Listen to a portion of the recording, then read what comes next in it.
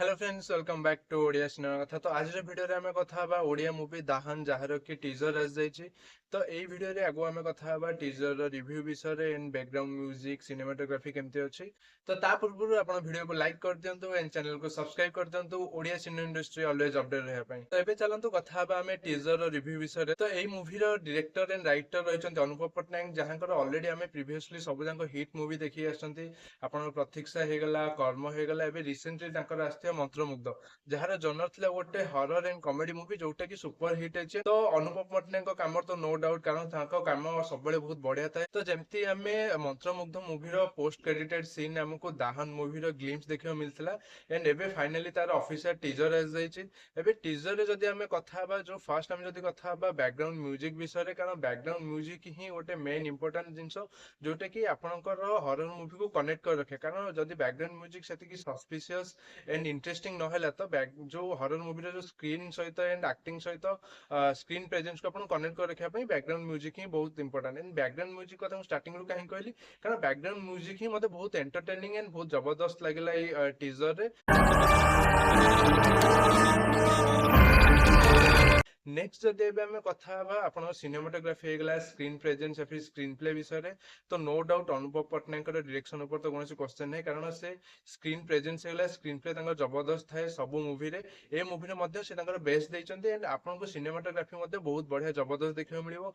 Camera angle हे बहुत बढ़िया अछि। तबे एक्टिंग विषय रे, तो एक्टिंग रे वर्षा पटनायक आपन को एज ए लीड कैरेक्टर देखियो मिलते। तो मते टीजर देखि के एबे जहा जणा पड़छि कि मूवी बहुत ब्रूटल एंड खतरनाक होबो जाउछि, कारण किछरा सीन अछि एमति देखियो कि से गोटे कटा मुंड को प्लास्टिक रे पॉलिथिन रे धरिक जाउथबो एंड गोटे झियो निजर बेक सेठी काटुथबो। तो एई सब सीन कोउट ना कोउटी बहुत ब्रूटल होबो जाउछि।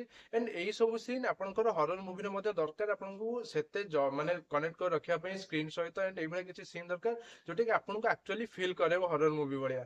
एंड जेतेले वर्षा पटनायक को कथा कहली, आपण लास्ट गोटे सीन देखिथे जोठी आपन हठात पूरा सब साइलेंट हे जाउथो, बैकग्राउंड म्यूजिक मध्ये नथिवो, पूरा हठात साइलेंट हे जाउथो। देन वर्षा पटनायक सोइथिबे, ताका आखि खोलुथबे, ताको ऊपर से भूत या फिर जो घोष थिबो सेही थिबो।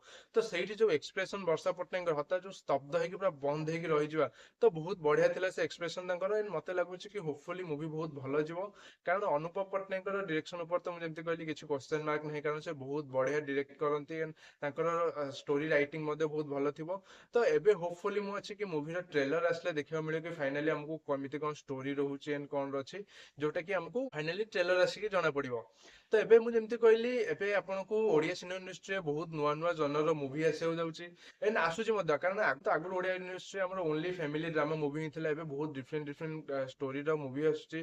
जेमति आपनकर हरर मूवी आसी गला, हरर कॉमेडी मूवी आसी जाइथिला, देन आपन suspense movie and story driven movie बहुत सारे एबे आसले, जेमति दमन हे गला, आपनकर मेहर मुंडा हे गला। एबेला बहुत सारा मूवी आसुछि जोटा कि नुआ नुआ कांसेप्ट रो नुआ नुआ जनर रो मूवी आसुछि। मते पर्सनली बहुत भल लागुछि कि हम ओडिया सिनेमा इंडस्ट्री एते रैपिडली ग्रो करछि एंड बहुत नुआ नुआ मूवी नै के आसुछि, जोटा कि personally as an Odia audience मते बहुत भल लागुछि एंड आपण मानक मते भल लागुथबो।